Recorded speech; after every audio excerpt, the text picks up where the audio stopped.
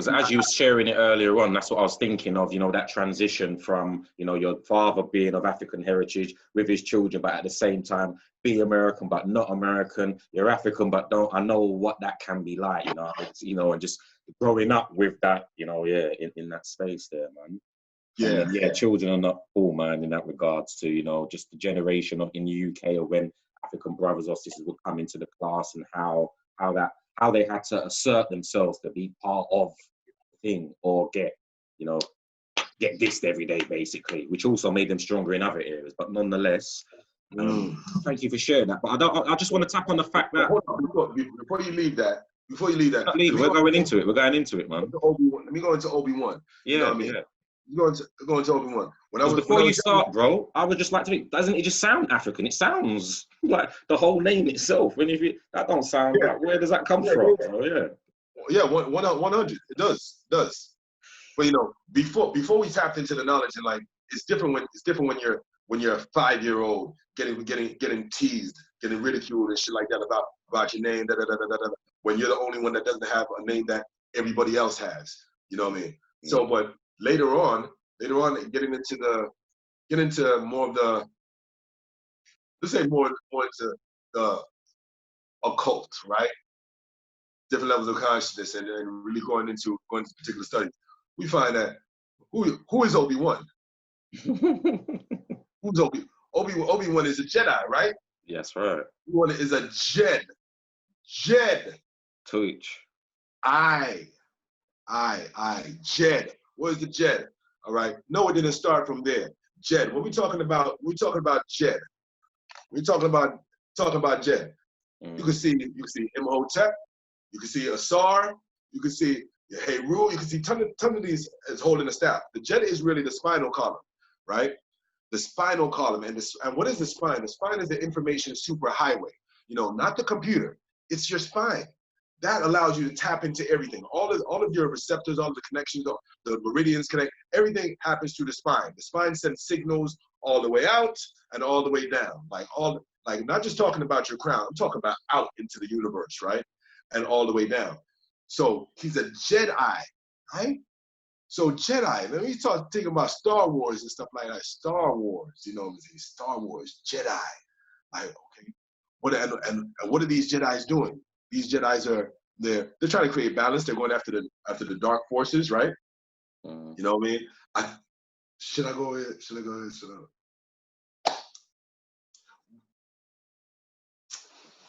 I think y'all need to go see Star Wars, you know. Y'all need to go see Star Wars. I don't want to give out too much stuff without y'all seeing it. Y'all need to see Star Wars, and there's a lot of things that happen in there, you know. And Star Wars really and truly it's the story of Heru Set. You know what I mean? That's Star Wars. You know, Luke on a whole quest to avenge whoever, you know, finds out the Dark One, his father. It's loosely based on the Asarian resurrection. Heru Set story. It's the same story they keep creating and recreating in all the movies they've made. Yeah. Lion King, all these things. It's Heru, you know, Asarian resurrection. Heru Set.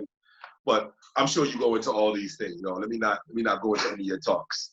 You know what I mean? No, for real. But the Obi-Wan Kenobi synchronicity, synergy later on in life, you've obviously then gleaned more knowledge and insight into. Yeah. So Obi-Wan would bring people in. Obi-Wan would bring people in. He's an initiator. He would bring people in. You know what I mean? Like, okay, cool. Let me check. Who you think was training? What's his name? What's his name? Luke. Yeah. Luke. Who's Obi-Wan? Obi-Wan said, yo, come through. Let me put you up on the game. I'm gonna initiate you into these heights. You know what I mean? So I'm like, so then I'm like, oh, yo, Obi-Wan is a bad boy, huh? You know what I mean? I was like, all right. I'm like, okay, I like that. So Obi, now when you talk to Niger heads, they'll tell you whatever they want to tell you and such, and a lot of times they're locked into a particular meaning given to language. But I went in myself and studied the language, dealing with my name, not the full language, just dealing with my name, origins, made different connections and such. And when you talk about Obi, first of all, Obi is very similar to Odi to me, like Odi. O-R-I, coming out of the Ifa divination. You know what I'm saying? Your Ori or your Adi, right? And what is that? That could be seen as your spiritual body. It could be seen as a guardian angel. It could be seen as a protector over the crown area. Anything like that. But when you talk about Ori or Adi, and then I hear Obi as well as represent as what? Heart. When I actually say Obi, and I'm saying, okay, what does Obi mean? You know, then it'll be something loosely like will of God, or God's will. It's one of the two, the will of God or God's will. Because sometimes I get confused because me and my sister's names, our meanings are very similar. My sister's name is Uchenna. You know what I mean? So I think mine is God's will and hers is will of God, or it could be the other two. But either way, what I'm trying to say is, when I look at that, and I start really going into it, and I see, and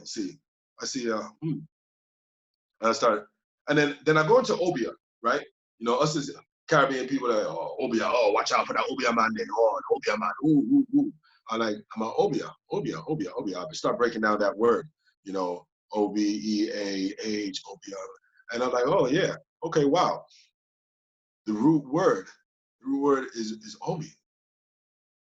When you talk about Obia man, the root word is Obi. So I'm like, it's will of God. Really and truly, will of God translates into energy of the ancestors. You know what I mean? And those Obia men were always in tune and connected with the energy of the ancestors. They knew how to manipulate energies or such and such, or whatever the case, or use the elements around them to get whatever results whatever results was necessary.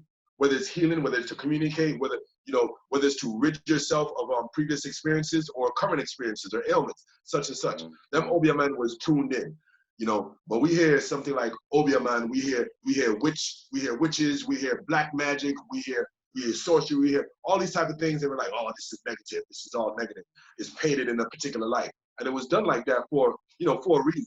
You know, so we started looking more towards the Western magic, which is medicine, which is synthetic drugs, which is whatever other bullshit that hospitals do to you when they get in there. So we started looking at a form of witchcraft, right?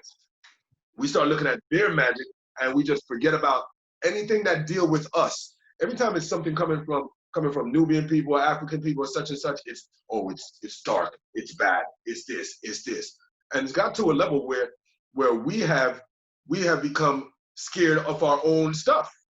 Oh, most definitely. You know, so even how I look, you know what I mean? People are, oh well, I'm not doing no sex with him. Look how he looks. No, look how he looks. Da, da, da, da.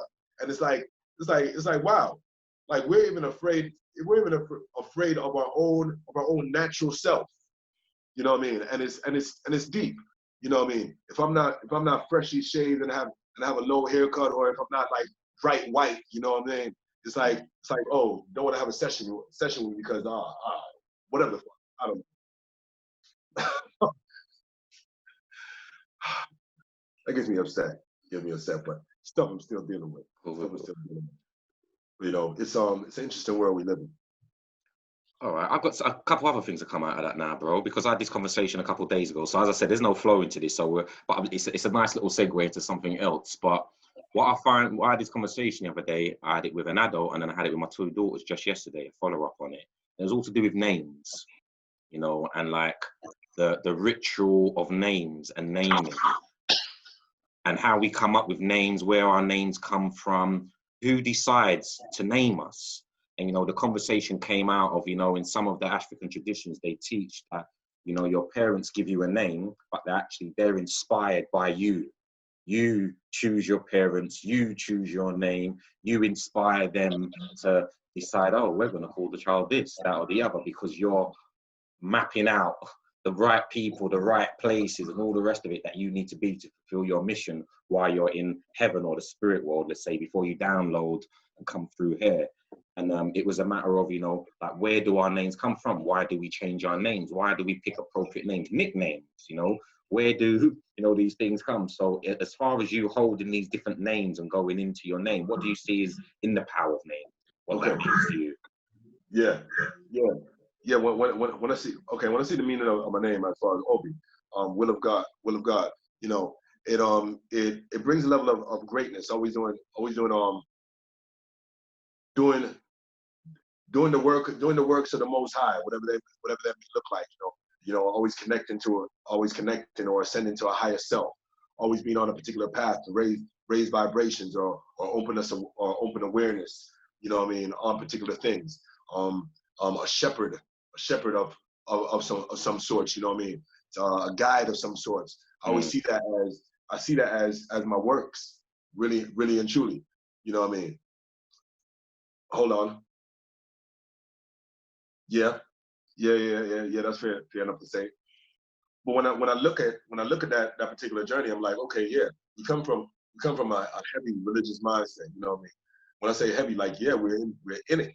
You know, went through my communion, went through my confirmation. You know what I mean? My father as well taught in catechism classes. I taught in catechism classes after I did my confirmation. You know, ages whatever, I don't know, 11, 12. I was teaching the youngest. You know what I mean? My father was teaching the older heads. You know, that's what we did on Saturdays and on Saturdays. So it was always into this teaching mode, such and such, from as young as 11 as I remember. And I was an altar boy as well in Catholic churches. I was an altar boy for about, I don't know, could be 4 years. But religiously every Sunday, you know what I mean? I'm at the right hand of the Father. And no, I didn't get into all no craziness. I'm good.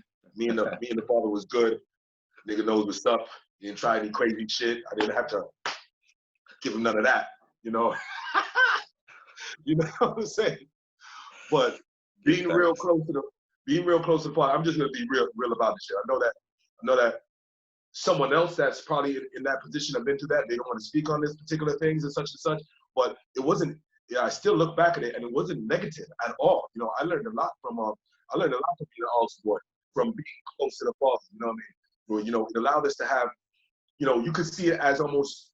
It was almost like it's another initiation. It's almost like walking with a guru. You know what I mean? Yeah. So I was walking with a guru, even though his father, you know, from young. So from young, I was being initiated. You know what I mean? On different things. So it put me in a position that I was able to ask the Father different questions and really probe at him and such, and it birthed who I am now. You know what I mean? So doing different rituals. Oh, why do we got to do this? Why am I going ding a ding a ding a ding a ding a ding every time you say this? Doing this bell, and you know me getting pissed off, like having to all the time having to go to confession, and like I was fucking up. I was like, yeah, a lot to confess about, yeah. No, it wasn't like I had a lot to confess about. But no, you probably didn't have anything to confess about. It was the model that they've given us that makes us feel like we're doing things wrong. Yeah, man. It's like, oh, what things did you do? All right, yeah, I thumped my sister over the head. You know what I mean? I did this. I've got siblings in the house. There's always shit. You know what I'm saying? So, but whatever the case, I remember just being, every time coming out of confession, I just had loads of stuff. Like, it was like, I never got like the easy score. I never got like, yo, all right, that's cool, my son. Go ahead and say 1 All Father and 2 Hail Marys and keep it moving.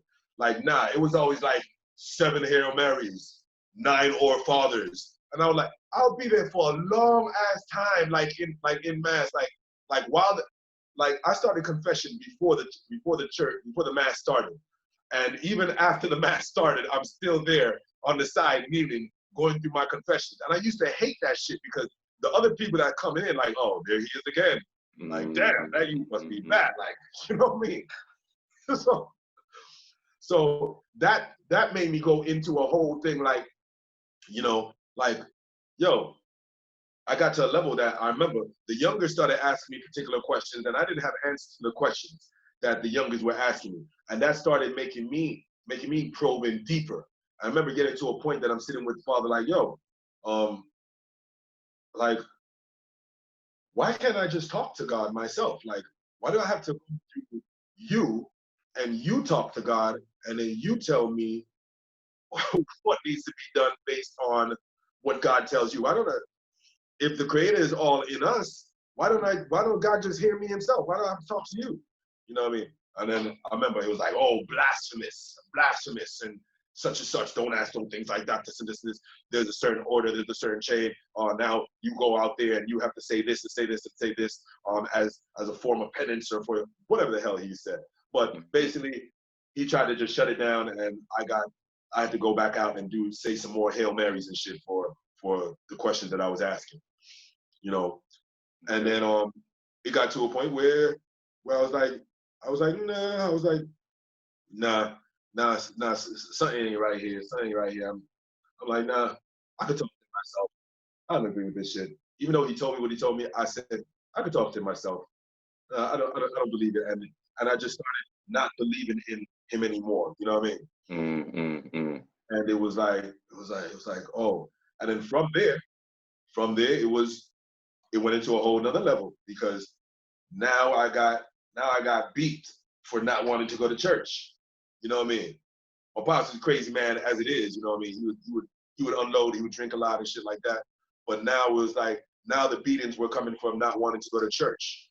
So it was a fight for that. So it's like, there's only so many times that you could really get beat and then sit down in the church and then act like it's all good. Like, even if you're the one doing the beating, like, there's only so much times that you could do that and then still be okay to sit down in the Lord's house after you just finished kicking your child's ass. You know what I'm saying? So yeah, he got to a level you just like, you know what? Fuck it. And I think like shortly after that, in my head, it could be all wrong, it could be years later, but I think shortly after that, I just ran away from home. I just ran away from living with my pops, because it was just, it was crazy. It was just crazy. People don't understand, but my pops is the most intelligent person that I know, but he's also a psycho, you know what I mean? He's also a psycho, so he's a medical doctor and a teacher, you know? So both professions, you know, practicing.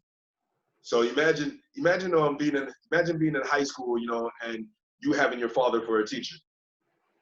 Wow, that was the case. I had my father for, and he was also the head of he was also like the head of the curriculum for the school board and stuff and such. So he could pull a lot of strings. So he pulled some strings that allowed me to take 3 additional classes before I was allowed to take classes, so I could graduate earlier. You know what I mean? So it was like, after I finished doing the regular school time until 2:30, you know, I would just go home and eat, and then I would go take 3 more classes at nighttime. You know, he was my teacher. So there's the pressure being at home, trying to live up to whatever, and then now I got pressure at school from him, me having the same last name as him and all this and stuff like that. And yo, if I get less than a B, if I get less than a B in the class, when I come home, I tell, hey. Tones. The name, you, that's it. Don't, you never want to embarrass. It's like, for Nigerians, it's like, the name. How dare you disgrace the name? The name. You know. So yeah. But on that, because I know we're getting close to that time, bro, and there's just 1 or 2 things I wanna pull out from this conversation at least. So what is in a name, bro? What is in a name? Because your dad felt a way about a name and it being upheld. You've been given a name growing up, and people took the piss basically out of it. Then you've come to find out what power this name actually holds. You know, so what is in a name, man? You know, what is it? I don't know. I don't know what's in the name. I don't feel a connection. You know what I mean? When you're dealing with Nigerian culture, it's always the firstborn. They look for a firstborn to be the child. Firstborn is, you know, takes the role of the chief after the chief passes, such and such. I get it. But as far as the name, you know what I mean? I'm not connected to the name, the last name. I'm not connected to it like that. You know, so I wanted to forge through and have my own tribe and have, almost like how they do in Game of Thrones, and it was like, oh, the first of his name. I wanted to be the first of my name. You know what I mean? So really and truly, I know we're on to names. So real quick, yeah. So I got a name from, that's the name that my parents gave me. You know, I've always had African names. You know what I'm saying? Such and such. Never had any American such and such. So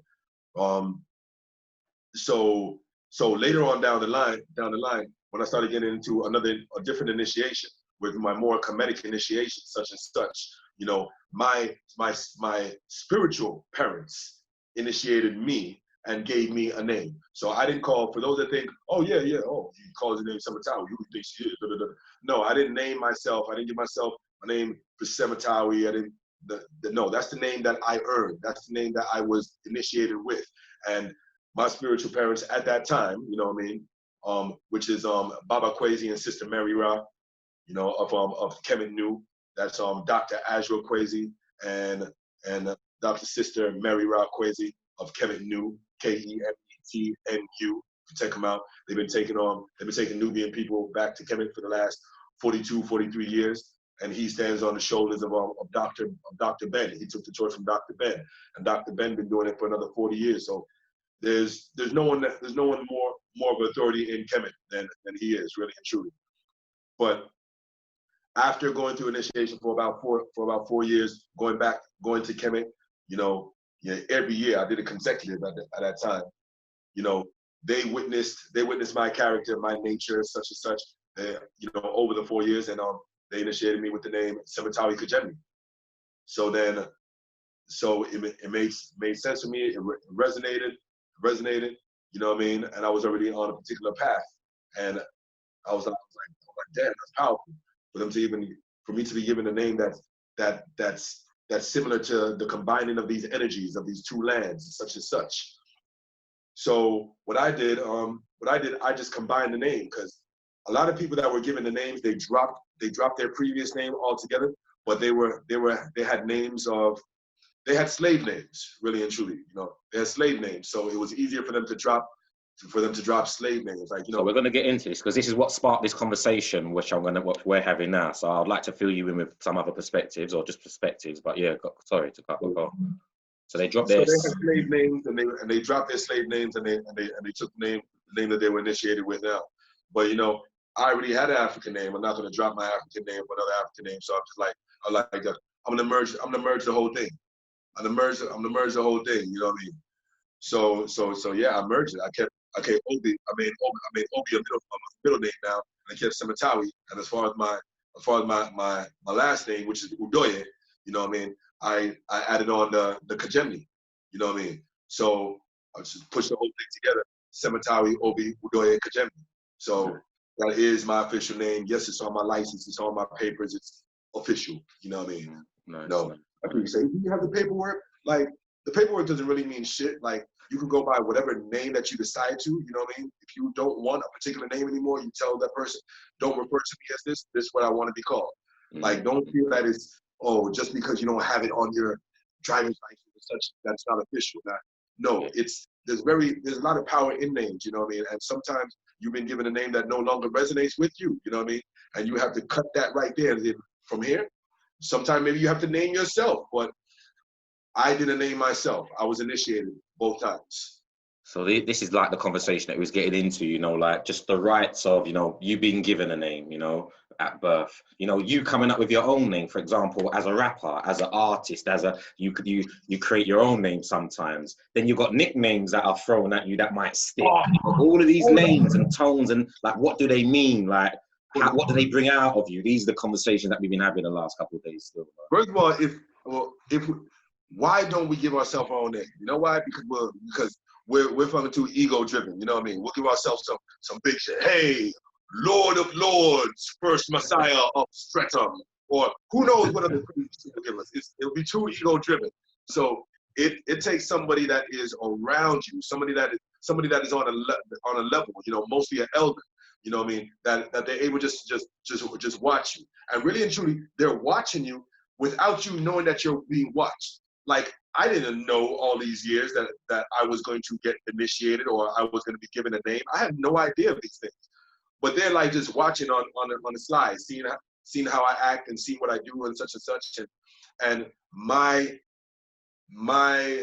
my energy was always been I was always fucking after healing people, like, you know what I mean? I would be the one like they would knock on my door like, yo, hey brother, you still got some of that stuff because I got this itch right here. I got this. I was like, I'm going to my bag. Yeah, man, I got these herbs right here. I'm always giving people stuff like, oh, you know what you need? Nah, you need some of this. Let's go downstairs and do a yoga pose. And this is what I was doing early in Kemet. You know what I mean? People would see me and I was completely eating, like, at that time I think I was eating a lot of live or just strictly live. So they're looking at me and yeah, I was setting the tone on the trip. You know what I mean? And I came teaching. So my first time in Kemet, you know, I'm already going through particular things and such. So they witnessed that and they were like, okay, that's why I was given the name Sematawi, because I was always the one to deal with raising of the Sikhem and that vitality. You know what I mean?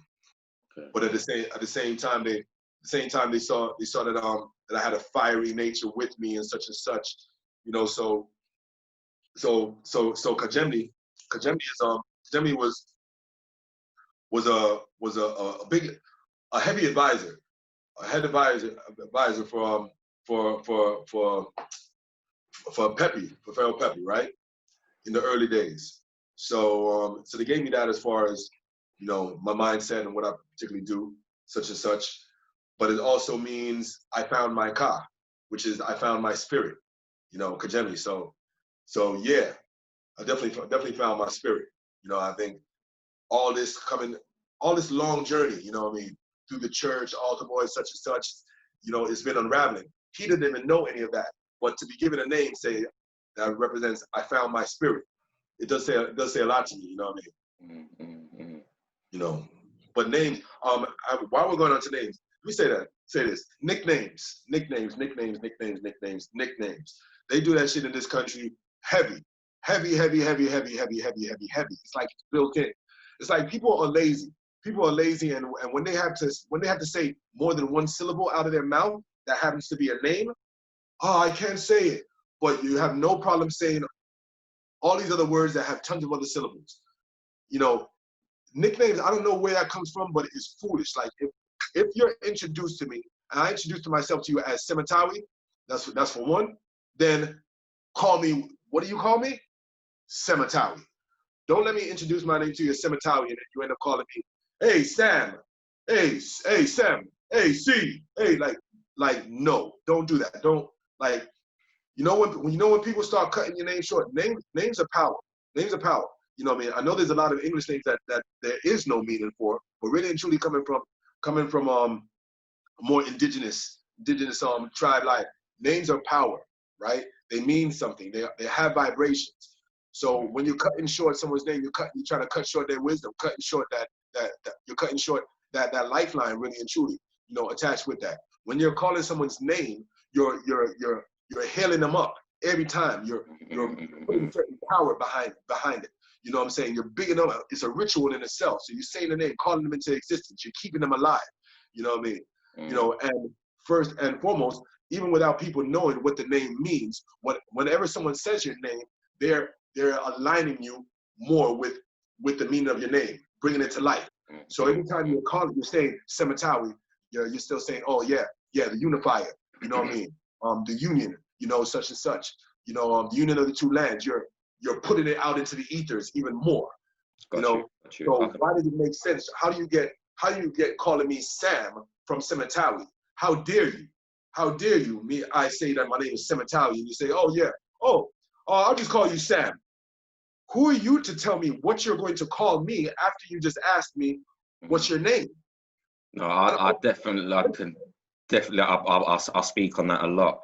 Just as far as, you know, you get brothers come over, they got an indigenous name, and then we start calling them John, Dave. They give them, you know, an English name, and you know that's not cool. I'm like, learn how to say their name, and they would say, yeah, it's difficult to say their name. I can't get it off my tongue, and it's like, well, you need to practice, don't you? So there is that aspect in shortening names out of respect or disrespect. I think that is something that needs to be acknowledged. But on the flip side, there's nicknames that are not about shortening your name. You know, like Big Head. Yeah, My mum yeah, called yeah. it, you know, like it's Yeah. you know, names that are then generated based upon who you are, how people view you, you know, this, that. And some of them are names that people embrace, some are ones that people dreaded that they were given those names. But we was talking about the energies and the tones associated with these names, titles, attributes that we carry with us. But like you were saying, there's certain names that you're given that are empowering. Some people aren't given empowering names, you know, from their parents or however it is, and they don't carry those names with them well. They're like, I always wanted to change my name.